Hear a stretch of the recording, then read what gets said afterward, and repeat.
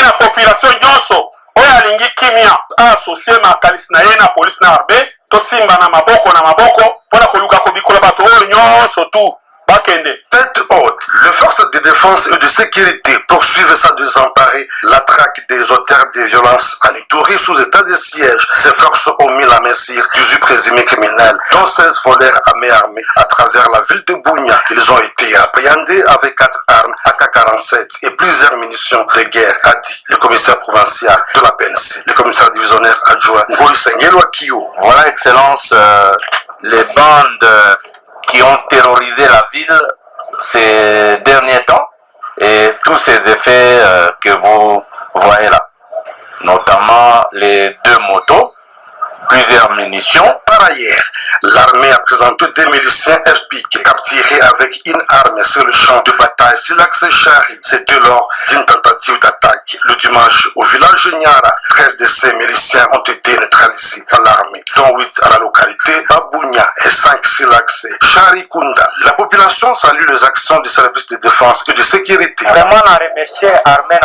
na musalo bango bazosala na prière biso tozosambela pona bango vraiment c'est que nzambe azosala. Au nom de son titulaire à mission de service à Kinshasa, le vice-gouverneur, le commissaire divisionnaire Alonga Boni Benjamin a appelé tout Iturien à raviver une pensée positive pour une paix durable. Babenga arme de guerre batekaka na magasin te oyo bakona yango ezali basoda yakele kozwa yango asala yango nini mpe soki azwi chargeur oyo atondisi masasi aye akobeta masasi okanisi ekufa kaka basoda toluka eloko ekosangisa biso olie koluka eloko eza kokabola biso.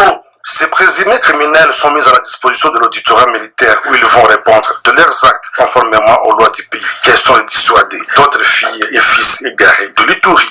Les forces armées de la République démocratique du Congo ont détruit ce matin une tentative d'embuscade sur le convoi. Ce convoi était sous la haute protection de l'armée régulière et à cette occasion, les forces armées ont détruit méchamment cette embuscade dont le bilan fait état de 8 éléments de ZADF neutralisés légalement et 4 armes de type AK-47 récupérées lors de cette embuscade tendue par ces renégats qui sont à la quête ou qui mènent les opérations de survie, c'est-à-dire s'attaquer à la paisible population en cherchant à se ravitailler, en vivre comme à bien d'autres autres choses qui peuvent le servir de survie. Et donc, ces ennemis de la paix sont aux abois depuis que nous sommes rangés lors de batailles utiles pour les attaquer, les détruire partout où ils peuvent surgir. Et donc, pour le moment, la situation est sous contrôle de forces armées, la situation est maîtrisée. Nous sommes dans les opérations de poursuite à Luna où ces embuscades ont eu lieu. Donc, la situation est calme. Nous appelons la population encore une fois de soutenir son armée, de continuer à collaborer avec les forces armées, de faire confiance à l'autorité militaire, à l'état de siège, le lieutenant général Luboya Kashamadjoni, qui, avec son équipe, se sont déployés pour neutraliser l'ennemi et pacifier la province et restaurer l'autorité de l'État.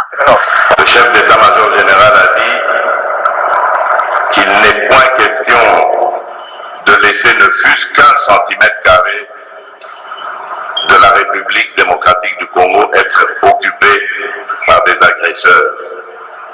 Et je veux que cet état d'esprit anime chacune et chacun d'entre vous ici, car vous avez ce noble devoir de défendre la patrie.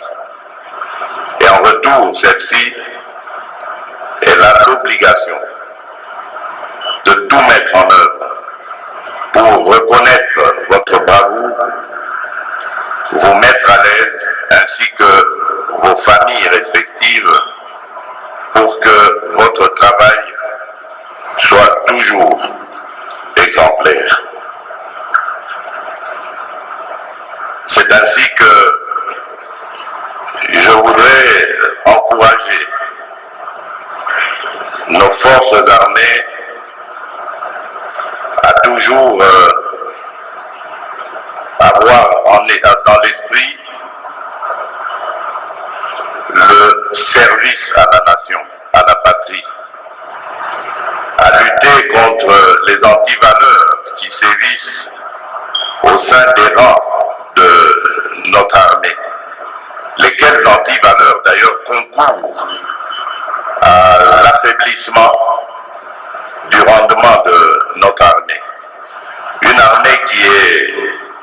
admiré.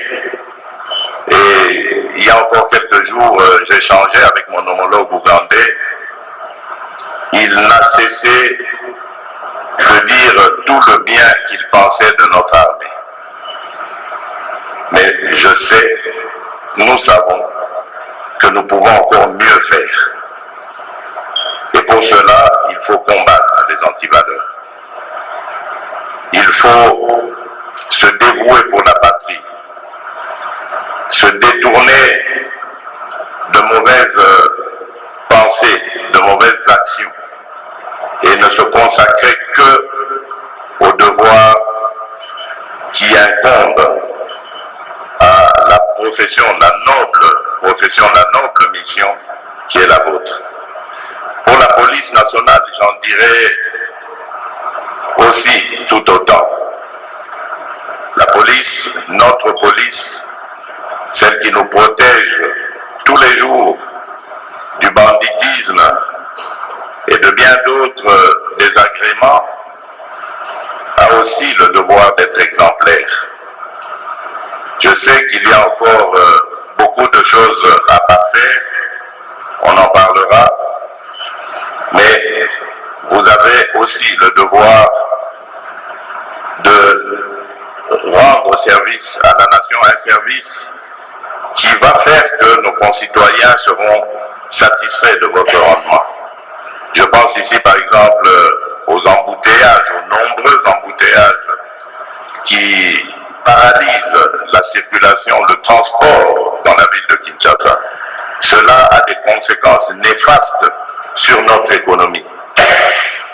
Et donc, ces conséquences se répercutent aussi quelque part indirectement sur vous, sur vos émoluments, vos salaires. Parce que si l'économie ne décolle pas, la richesse ne sera pas créée, celle qui consistera justement à la répartir de telle sorte que tout le monde, tous les travailleurs de la République, tous les fonctionnaires puissent se retrouver, puissent aussi évoluer. Pensez-y et tenez compte de cela. À notre corps des parcs nationaux, là je voudrais leur tirer un chapeau pour dire combien nous sommes admiratifs des sacrifices qu'ils continuent de consentir chaque jour au péril de leur vie pour protéger la faune et la flore de notre pays qui font la fierté de la République démocratique du Congo et qui, grâce à laquelle nous avons beaucoup de touristes qui arrivent, qui veulent visiter notre pays. Là aussi, je voudrais vous encourager et vous dire toute ma solidarité et ma compassion aussi par rapport aux douleurs, aux malheurs que vous avez connus. Enfin, le service national, ce fleuron de notre armée, ce service dont je suis très fier, et je profite de l'occasion pour féliciter le général Kassongo Kabouik, je ne sais pas s'il est parmi nous, pour dire combien je vous admire, mon général, et combien, au nom de la République, je vous remercie pour tout ce que vous faites. Je resterai toujours attentif à vos besoins, à vos préoccupations pour vous accompagner dans ce que vous faites. Grâce à vous, des jeunes gens qui étaient donnés pour perdus pour la société ont pu retrouver un espoir, ont pu retrouver une identité, une certaine fierté de servir la nation parce qu'ils ont pu être formés au service national, ont pu être endoctrinés, formés à rendre service à la nation, à devenir utiles pour la nation. Et aujourd'hui, grâce à Dieu, grâce au service national et aux efforts du général Kassongo, nous avons des jeunes gens prêts à servir et qui déjà d'ailleurs produisent beaucoup de très bonnes choses. Je crois que vous avez dû vous en rendre compte à travers notamment les sacs de maïs qui ont été vendus à un prix vraiment dérisoire, on va dire, très abordable pour vos familles respectives. Et cela, c'est le travail du service national. Et il y a bien d'autres choses comme la fabrication de bancs qui vont pouvoir maintenant équiper toutes nos écoles et bien d'autres choses encore. Merci mon général et que Dieu vous bénisse dans ce que vous faites. Par ailleurs, plusieurs cas d'indiscipline ont été constatés, ça il faut le dire, à tous les niveaux de commandement. Tous ces cas ont contribué d'une manière ou d'une autre à certains échecs que nous avons connus sur le terrain. Il y a entre autres la mauvaise gestion de fonds et du matériel mis à la disposition des commandants d'unités, tous échelons confondus. Je parlais tout à l'heure d'antivaleurs. Je crois que là, nous avons encore un autre exemple de cela. Parce que lorsque des commandants pensent pouvoir bien faire en s'enrichissant et en privant à nos hommes de troupes des moyens qui peuvent les motiver davantage dans leur mission, c'est vraiment trahir la République qu'ils sont en train de faire et rien d'autre. Et ça, c'est intolérable.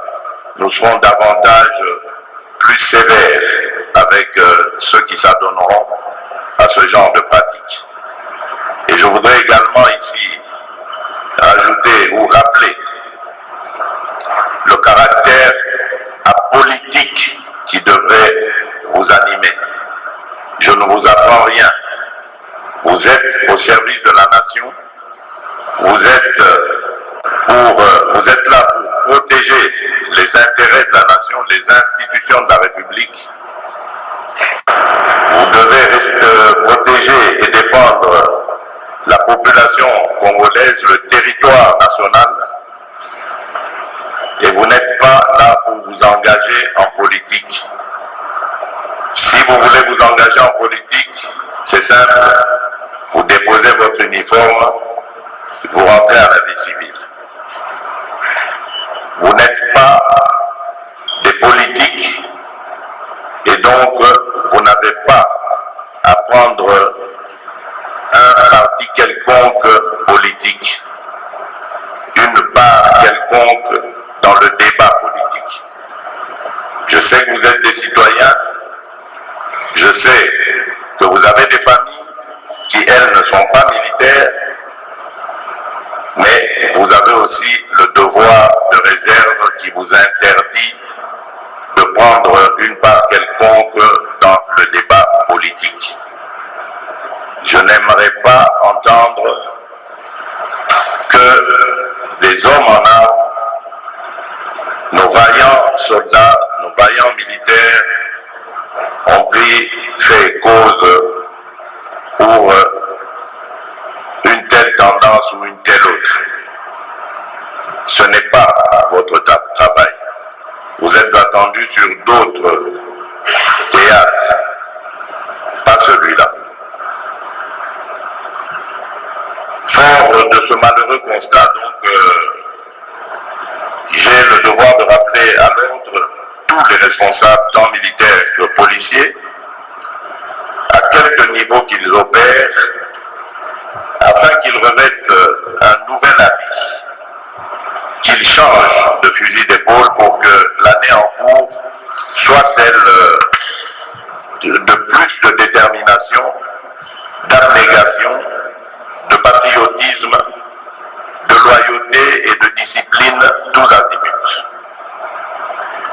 Et je le disais tout à l'heure, je serai sans ménagement à l'égard des officiers véreux et récalcitrants, et les contrevenants récidivistes subiront désormais la rigueur de la loi.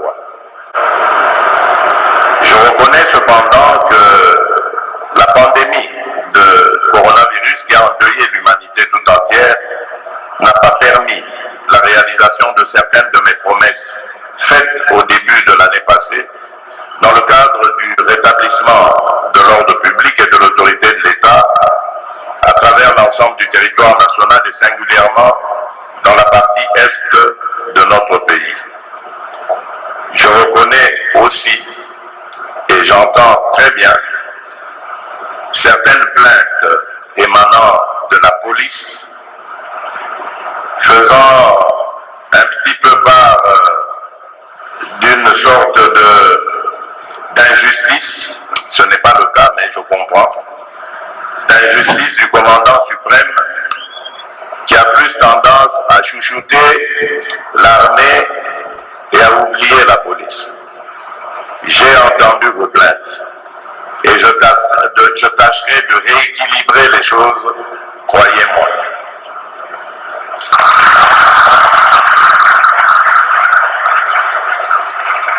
Nous avons beaucoup d'objectifs à atteindre avec la police.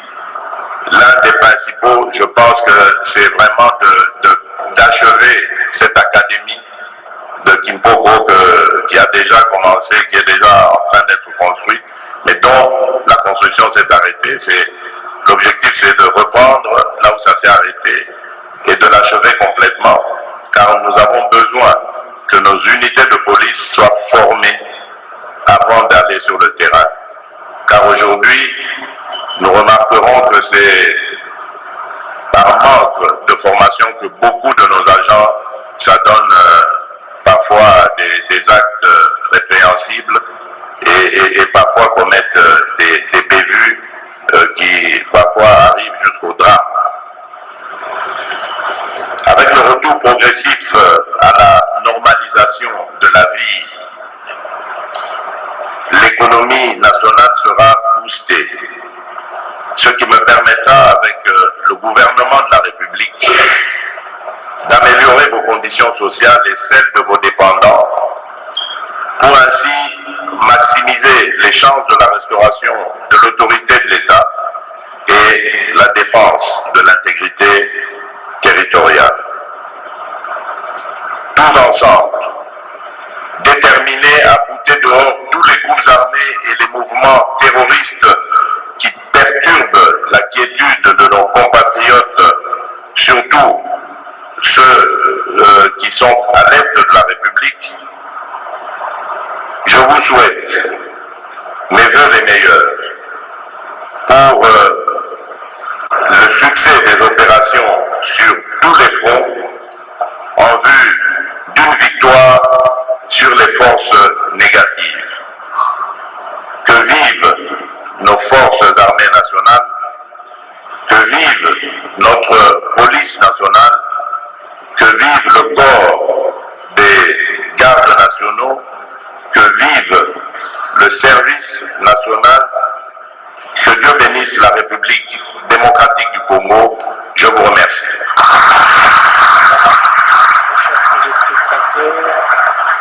C'est le message du Garou de la